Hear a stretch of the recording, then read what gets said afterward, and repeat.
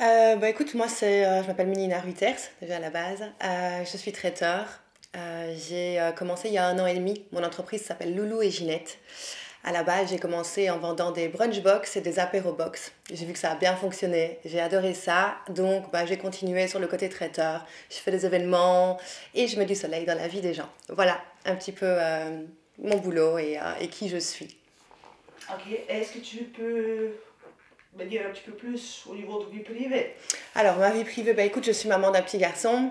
Il a 10 ans et demi. Je suis avec mon compagnon, donc Loulou, dans Loulou et Ginette, depuis plus ou moins 4 ans. Tout se passe bien, j'aime ma vie et voilà. Parfait. Dis-moi comment tu es rentré dans le projet de Salut de Tamara. Écoute, on se connaissait déjà à la base, hein, on a fait plusieurs collaborations ensemble et j'ai su un jour que il te manquait une actrice.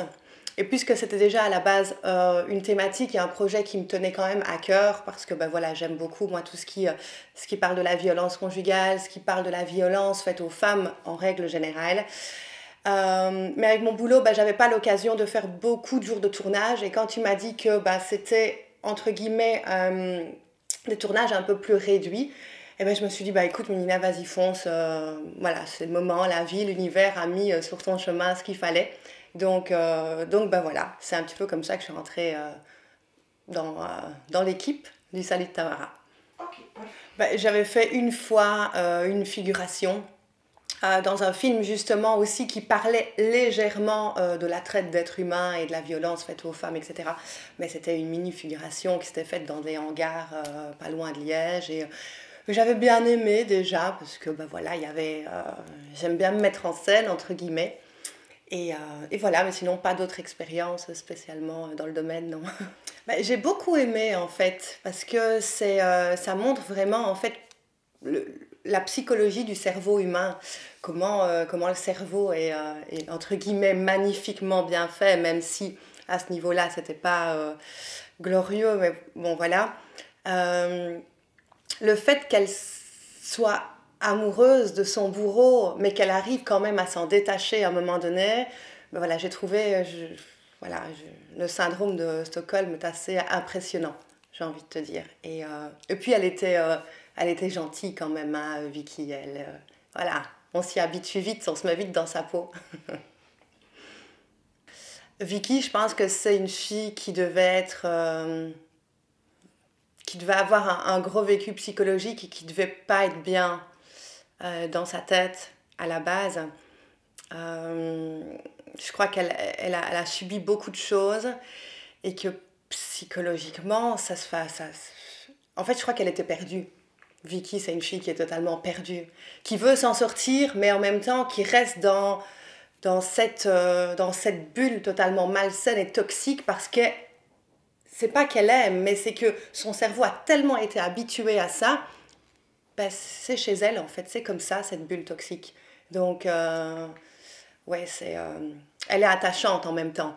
C'est quand même assez intense, hein, donc forcément tu réfléchis quand même à tout ça, ça te reste quand même dans l'esprit pendant un petit temps, malgré que ce n'était que 2 jours de tournage, mais c'est 2 jours qui ont été, surtout le dernier jour, qui a été assez intense en émotion. Même si j'arrive quand même, je suis une fille qui arrive à couper, entre guillemets, bien les choses, voilà, le cerveau fait son truc et continue quand même à penser à tout ça. L'émotion, mais j'étais totalement épuisée. Que ce soit psychologiquement, mentalement, physiquement, j'étais épuisée. Je n'étais plus qu'une loque. Voilà, ça a été. Je ne m'attendais pas à ce que ce soit aussi intense. L'équipe du tournage, c'était génial. Oui, non, on a super bien rigolé, on a sympathisé très vite. C'est une équipe qui est lumineuse, que ce soit vous en post-production, que ce soit les acteurs. Je sais pas, moi j'ai apprécié tout le monde. Ça a été franchement une chouette découverte, une chouette équipe. Non, top, j'ai rien d'autre à dire en fait. C'était chouette, c'était génial. C'était très. Au début, c'était pas gênée parce que, on va dire, entre guillemets, je connaissais quand même plusieurs personnes. Mais, euh, mais une fois que tu commences à te mettre en scène, tu sais pas trop comment, etc. C'est quand même, voilà, entre guillemets, une première pour moi, avec des vraies paroles, avec une conversation dans le truc. La première fois, c'est une simple figuration, donc il n'y avait pas de paroles. On devait crier un petit peu, c'est tout, mais c'était très, très, très léger. Donc, oui, c'est un petit peu impressionnant. Voilà, quand on commence. Étonnamment, David, donc Enzo, ça a été en fait, quand on le voit, c'est pas la même personne que quand on le connaît. Quand on parle avec lui, c'est un gros nounours en fait, David. Il est tellement doux, tellement gentil. Même quand il devait me prendre par la taille pour m'amener à la table, ses gestes étaient tellement doux et timides. Et c'était vraiment super comique parce qu'en fait, on voit vraiment le noir et le blanc, quoi. Quand on le voit, on se dit, oula. Et en fait, non, pas du tout. C'est vraiment le gros nounours hyper sympa, qui rigole, Non, j'ai vraiment apprécié mon David.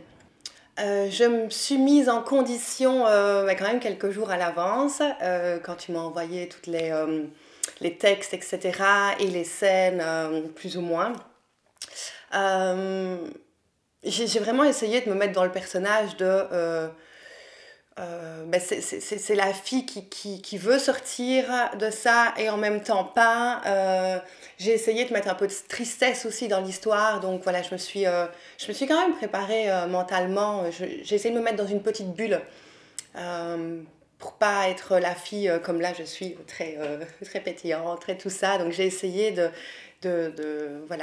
calmer un petit peu les choses. Ah oui, ça n'a strictement rien à voir. On est vraiment deux femmes totalement différentes dans la vie. Donc, ouais, ça a été pas mal, franchement, pour se mettre en scène. Si elle était face à moi, là maintenant, ouais, dans la situation, que si elle était toujours dans la même situation, je lui dirais qu'elle doit se faire confiance et ouvrir les yeux. Qu'elle doit pas se laisser faire comme ça, même si je sais que c'est pas facile, j'ai jamais été dans le cas et j'imagine que, mais voilà, j'essayerais qu'elle comprenne que c'est une fille hyper bien et qu'elle mérite tout le bien et pas tout le mal, justement. Moi, j'ai toujours eu une vision très ouverte et une opinion très ouverte donc, de la vie et des choses en règle générale. Je me dis que soit ces filles-là, elles n'ont pas eu le choix, soit ces filles-là, justement, elles le font par choix et parce qu'elles ont vraiment un objectif à atteindre derrière tout ça. Donc, voilà, j'étais mélangée entre la tristesse, la colère et en même temps l'acceptation. La société, là, maintenant, elle juge tellement de choses. Qu'elle ouvre un petit peu plus les yeux par rapport à tous les problèmes, justement, qu'il y a derrière ce métier. Parce que c'est facile de juger juste sur une opinion, juste sur un stéréotype, entre guillemets. Mais au final, il y a tellement de problèmes derrière. Il faudrait peut-être aller à la source et voir le pourquoi. Pourquoi elles font tout ça? Pourquoi elles ont été obligées ou pourquoi elles ont dû choisir ça? Qu'est-ce qui manque? Des centres pour les aider? Voilà, des centres où elles pourraient... C'est même pas que les aider, parce que si elles ont choisi ce métier-là, c'est peut-être des centres pour être en sécurité aussi, tout simplement. Des centres pour qu'elles soient prises en charge. Et puis de la communication et de la sécurité, je pense. C'est vraiment ça, en fait, au final. Qu'on arrive à leur montrer, justement, à toutes ces jeunes filles, que où est le mal dans l'histoire, pour qu'elles ne se fassent pas avoir. Parce qu'au final, une fille de 9 ans, 10 ans, 11 ans, 12 ans, même 16 ans, hein, au final, ça reste une gamine, ça reste une enfant, qui, on va lui jeter des paillettes aux yeux. La plupart, 90% de ces filles-là vont directement accrocher et dire « Oh, voilà ». Elles vont directement aller se foutre là-dedans, alors qu'au final, elles ne connaissent pas le mal derrière. Voilà, c'est vraiment ça, on leur jette des paillettes aux yeux et elles ne voient pas le mal. Et alors quand elles y sont, après, c'est trop tard. Je pense que déjà, je communiquerai. Okay. Voilà, déjà, la première chose, je trouve que la communication, c'est la base dans la vie, dans toutes les situations. Donc, ce serait communiquer. En tout cas, si je suis au courant de sa situation. Maintenant, si mon fils, il me la présente et que je ne suis pas au courant, je ne saurais pas communiquer. Mais si il me dit, bah, maman, puis j'ai éduqué mon fils comme ça, donc je pense qu'il arrivera à communiquer avec moi de tout ça. Et j'essayerai bah, peut-être de communiquer, de savoir le pourquoi elle est arrivée là-dedans. Est-ce que c'est un choix? Est-ce que c'est pas un choix? Et voir un petit peu ce qu'il en est. Peut-être si c'est pas un choix, essayer de lui en sortir, essayer de lui donner peut-être la sécurité qu'elle a jamais eue pour essayer de l'en sortir de là. Si c'est un choix, bah, comprendre pourquoi ce choix-là et d'où vient, quels sont les besoins pour avoir fait ce choix-là. Et voilà, la communication, je pense qu'il y a que ça de vrai. On ne saurait rien faire de plus. Je ne saurais pas me mettre à la place de ça là maintenant. Je ne pense pas que je serais contre, mais je serais contre, par contre, que mon fils évolue dans ce milieu-là. Parce que je sais que ce n'est pas un milieu qui est sain. Voilà. Donc je ferai mon maximum, entre guillemets, pour essayer de protéger et de sécuriser la chose. Voilà. Elle pourrait, mais moi, dans mes valeurs profondes, ce serait ça quoiquerait à un moment donné. Ouais. Moi, maintenant, c'est mon fils. Donc, au final, tu ne peux pas obliger quelqu'un. Ah, si lui, il a d'autres valeurs par rapport à ça, ça ne sert à rien. Tu peux même lui dire non. S'il veut le faire, il le fera. C'est l'amour. Je pense que les femmes, ces femmes-là, pensent que c'est de l'amour, mais au final, c'est de l'amour qui est totalement toxique. Au final, c'est une sorte de possession, c'est une sorte d'attachement, je ne sais pas comment, je ne sais pas les mots pour dire ça, mais voilà. Et de la part, du coup, bah, du macro, quoi, entre guillemets, c'est de l'exploitation. Alors, il peut avoir aussi une forme d'attachement, ça, je suis d'accord. Je pense qu'il peut avoir aussi une forme d'attachement, etc., mais de là à parler d'amour, je ne suis pas sûre. Ou alors, c'est un amour bizarre. Faites attention. Faites attention à ne pas tomber dans le piège d'un manipulateur ou quelque chose comme ça. Maintenant, il y a deux choses, il y a deux, comme on a dit au début. Il y a, on tombe dans le piège et on choisit. Si tu choisis bien. Fais convenablement les choses. Essaye d'être en sécurité pour choisir ce métier-là. Essaye de le faire et d'aller dans un milieu où tu seras protégé.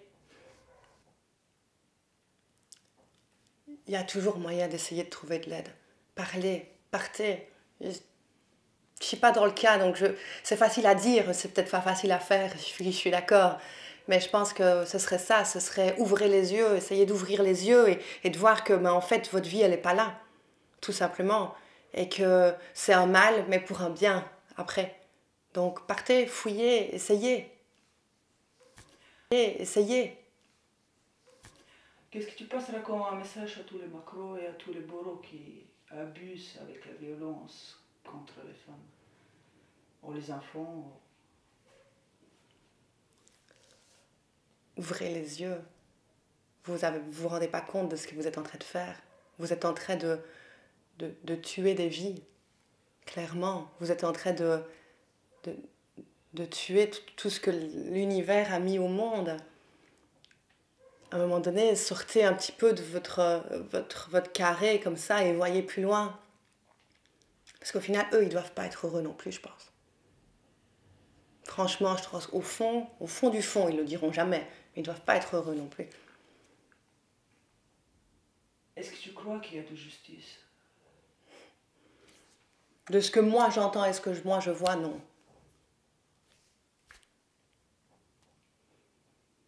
Vicky, elle dirait qu'il faut le regarder, qu'il faut absolument être prévenu en fait des dommages psychologiques que ça peut faire. Nina, elle dirait qu'il faut le regarder parce que c'est dans le film, quoi. Merde. Non, je rigole. Non, mais Nina, elle dirait que c'est une super bonne prévention, que ce soit pour les plus jeunes, que ce soit pour les plus âgés, que ce soit pour les femmes, que ce soit pour les hommes. C'est une prévention pour essayer de voir le monde de ce côté-là tel qu'il est vraiment Et parce qu'on ne se rend pas toujours compte des choses. Extérieurement, on ne se rend pas compte parce que bah, parfois on ne s'intéresse pas, etc. Mais je pense que oui, c'est pour pouvoir faire passer le message, en fait, tout simplement. Regarder le film pour pouvoir faire passer le message par après. Être conscient des choses. Allô? Ah non, je rigole. Oui, une phrase que j'ai dit, c'est j'espère que j'ai pas fait le mauvais choix. Et au final, ouais, et au final, je l'ai fait. Je trouve que c'est des images très soft et qui peuvent être montrées à tout le monde. Je trouve on n'est pas du tout dans le dénudé. On aurait pu, hein, pourtant, hein, dans les scènes, y aller beaucoup plus loin, beaucoup plus hard. Mais je pense que la source du film, c'est pas ça. Parce que sinon, ça partirait dans tous les sens. C'est le but, je pense, d'avoir fait justement un film avec des images très soft. C'est au final que ce soit vu par tout le monde, que ce soit vu par des enfants, autant que par des adultes, par des jeunes, par des hommes, par des femmes, que ce soit vraiment voilà, un film ouvert à tout public et sans nude, comme on dit. Elle a réussi totalement pour moi. Qu'à un moment donné, il faut peut-être voir le pourquoi. Pourquoi est-ce qu'elle était là-dedans? Au final, je pense que personne ne mérite la violence, ne mérite d'être tué. Personne ne mérite ça. Donc, ouvrez les yeux et fermez votre bouche. Tout simplement. Je sais pas, moi. C'était une ambiance familiale, une ambiance chouette, mais en même temps, c'était quand même cadré aussi, parce qu'il n'y a rien à faire dans un film. Il y a des prises de vue, il faut faire attention au soleil, il faut faire attention que ce soit plus la nuit, que ce soit toujours le jour et pas la nuit pour la même scène. Donc, non, je pense que ça a été nickel. C'était un bon... Non, vous n'étiez pas chiant, c'était bien. Ce qui me tient à cœur, c'est...